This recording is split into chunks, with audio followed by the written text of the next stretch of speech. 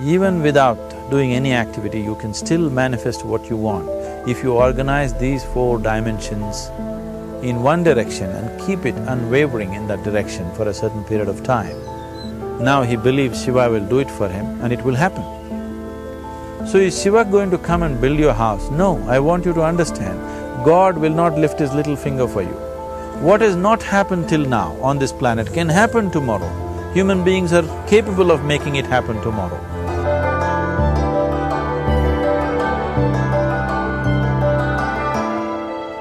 Everything we as human beings have created on this planet was essentially first created in our minds. All that you see, which is human work on this planet, first found expression in the mind, then it got manifested in the outside world. The wonderful things that we have done on this planet and the horrible things that we have done on this planet, both have come from the human mind. So if we are concerned as to what we create in this world, it's extremely important that first of all we learn to create the right things in our mind, how we keep our minds. If we do not have the power to keep our minds the way we want it, what we create in the world is also going to be very accidental and haphazard. So learning to create our minds the way we want is the basis of creating the world the way we want. There is a wonderful story in the yogic lore. On a certain day, a man took a walk. He went for a long walk. Accidentally, unawares, he walked into paradise. Fortunate, isn't he? He just took a walk and he landed up in paradise. After this long walk, he felt little tired. So he thought, oh, I'm tired, I wish I could rest somewhere. He looked around, there was a nice tree, underneath which there was very cushiony grass. So it was inviting. He went and put his head down there and slept. After a few hours, he woke up, well rested, and he thought, oh, I'm well rested, but I'm feeling hungry, I wish I had something to eat. And he thought about all the nice things that he ever wanted to eat in his life. And instantly, all those things appeared in front of him. You need to understand, there the service is like that. Hungry people don't ask questions. Food came and he ate. Stomach became full. Then he thought, oh, my stomach is full, I wish I had something to drink. All the nice things that he ever wanted to drink, he thought about it and all of them just appeared in front of him. Drinking people also don't ask questions, so he drank. Now with a little bit of alcohol in him, you know Charles Darwin told you, all of you are monkeys, your tail fell away. Not me, Charles Darwin told you that you were all monkeys and your tail fell away and then you became human. Yes, definitely the tail fell away. But the monkey, in yoga, we always refer to an unestablished mind as markata, which means a monkey. Why we are referring to the mind as a monkey is, what are the qualities of a monkey? One thing about a monkey is, it's unnecessary movement. And another thing about the monkey is, if I say you're monkeying somebody, what does it mean? Imitation. Monkey and imitation have become synonymous. So these two essential qualities of a monkey are very much the qualities of an unestablished mind. Unnecessary movement, you don't have to learn it from the monkey, you can teach it to the monkey. And imitation is full-time job of the mind. So when these two qualities are on, a mind is referred to as a monkey. So this monkey became active within him. He just looked around, thought, what the hell is happening here? I asked for food, food came.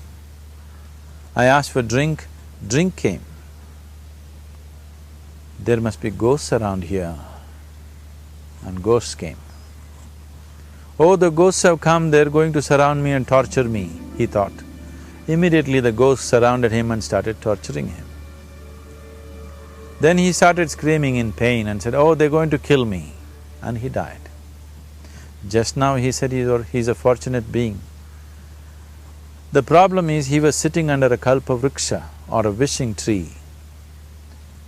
He asked for food, food came, he asked for drink, drink came, he asked for ghost, ghost came, he asked for torture, torture came, he asked for death, death happened.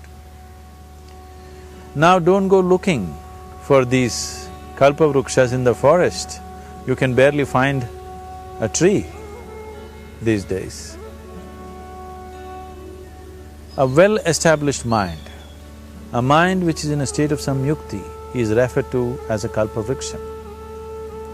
If you organize your mind to a certain level of organization, it in turn organizes the whole system. Your body, your emotion, your energies, everything gets organized in that direction.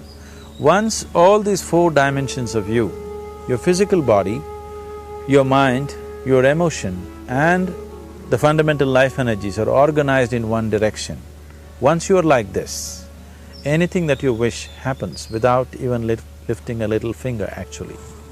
It would help to assist it with activity, but even without doing any activity, you can still manifest what you want if you organize these four dimensions in one direction and keep it unwavering in that direction for a certain period of time.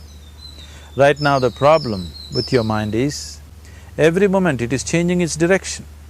It is like you want to travel somewhere and every 2 steps if you keep changing your direction, the question of you reaching the destination is very remote unless it happens by chance. So, organizing our minds and in turn organizing the whole system and these four basic dimensions of who you are right now in one direction, if you do this, you are a kalpavruksha yourself. Anything that you wish will happen. But right now, if you look at your lives, everything that you have wished for till now, if it happens, you have finished. Everything and everybody that you have desired for, if all of that lands up in your house today, could you live with that? Once we're empowered like this, it's very important that our physical action, emotional action, mental action and energy actions are controlled and properly directed. If it is not so, we become destructive, self-destructive. Right now, that is our problem.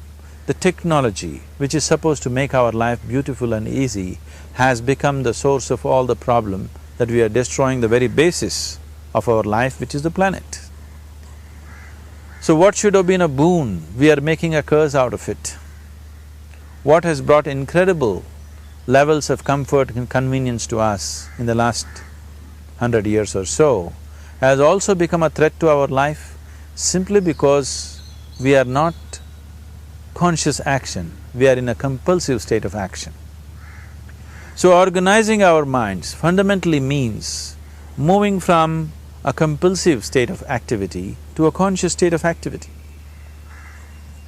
You might have heard of people for whom they asked for something and beyond all expectations it came true for them. Generally this happens to people who are in faith. Now, let's say you want to build a house. If you start thinking, oh, I want to build a house. To build a house I need 50 lakhs, but I have only 50 rupees in my pocket. Not possible, not possible, not possible. The moment you say not possible, you are also saying I don't want it. So on one level, you're creating a desire that you want something, on another level, you're saying I don't want it. So in this conflict, it may not happen. Someone who has some faith in a god or in a temple or whatever, who is simple-minded. Faith works only for those people who are simple-minded.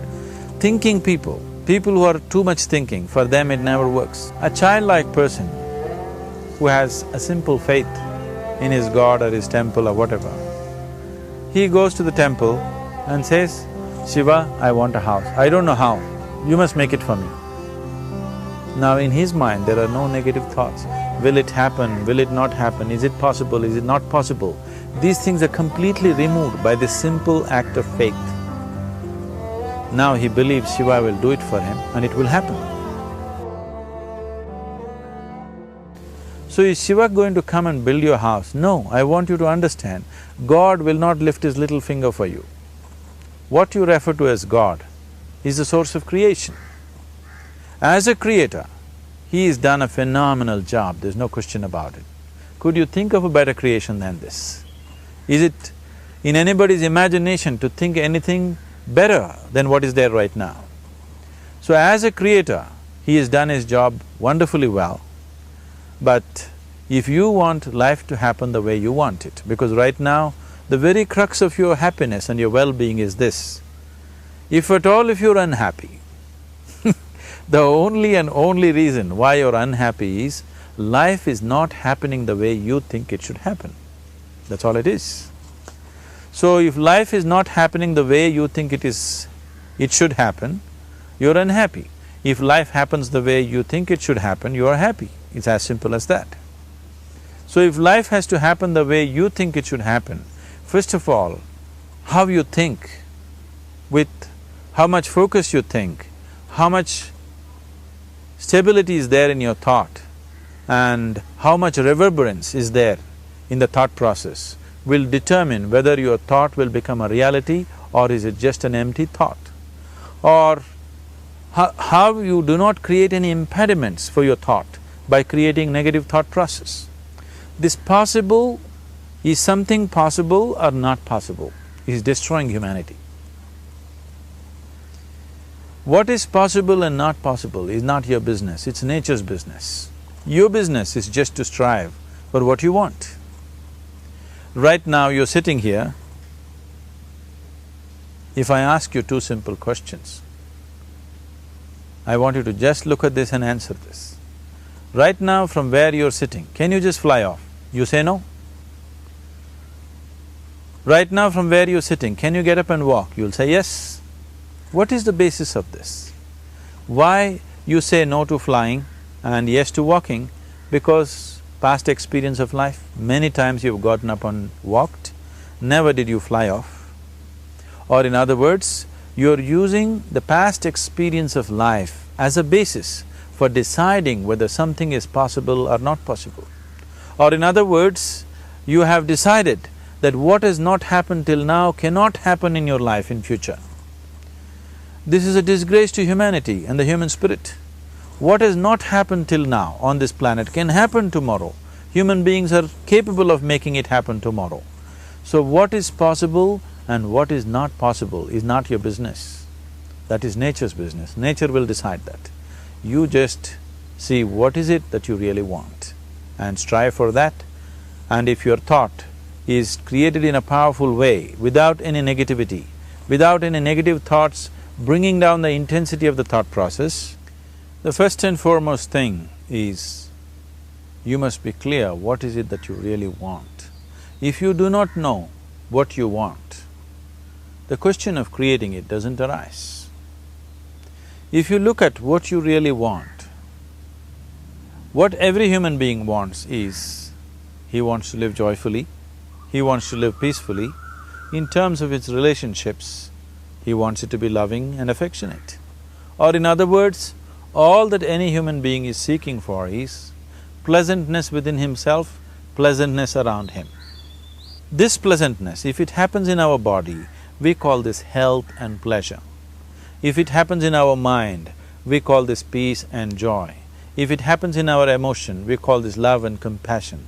If it happens in our energy, we call this blissfulness and ecstasy. This is all that a human being is looking for. Whether he is going to his office to work, he wants to make money, build a career, build a family, he sits in the bar, sits in the temple, he is still looking for the same thing. Pleasantness within, pleasantness around.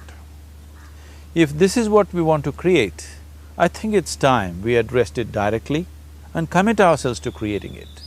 So you want to create yourself as a peaceful human being, joyful human being, loving human being, a pleasant human being on all levels. And do you also want a world like this? A peaceful world, a loving world, a joyful world? No, I want greenery, I want food. When we say a joyful world, that means everything that you want has happened. So this is all that you're looking for.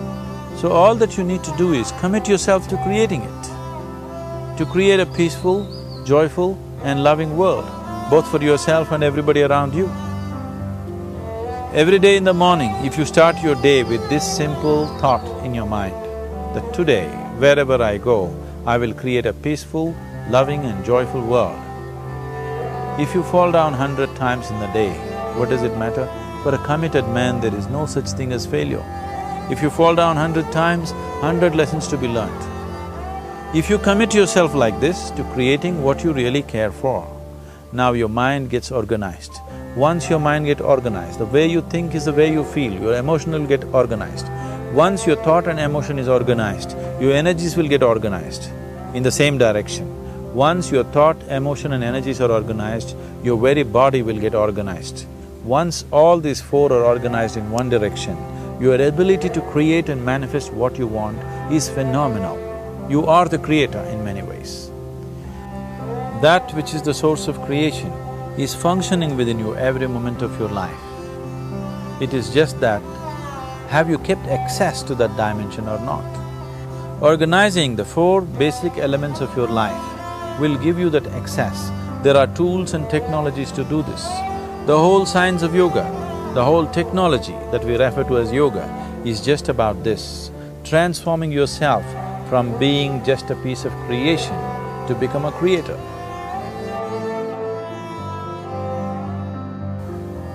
It is my wish and my blessing that every human being in this world should have this access to the source of creation within himself so that he can function here as a creator, not just as a piece of creation.